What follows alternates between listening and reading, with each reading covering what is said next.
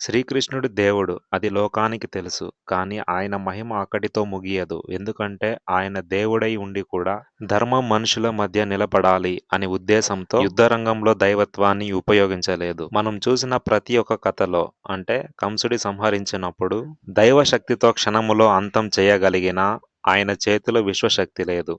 కేవలం యువకుడి బలం, ధైర్యం, ధర్మబుద్ధి మాత్రమే ఉపయోగించాడు. ఇక కాలయవనుడి విషయంలో దేవుడైతే ఒక చూపుతో అంతం చేయగలడు. కానీ అలా చేయలేదు.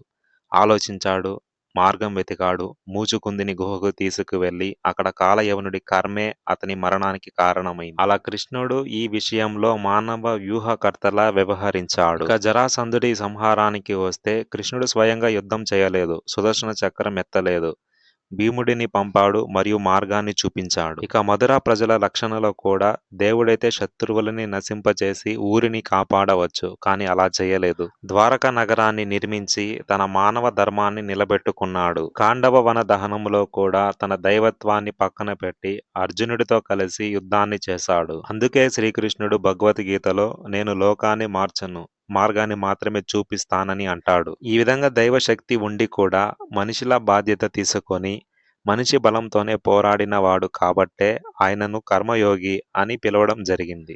మీ అమూల్యమైన సూచనలను కమెంట్ సెక్షన్ ద్వారా తెలియచేయండి మిత్రమా. Thanks for watching.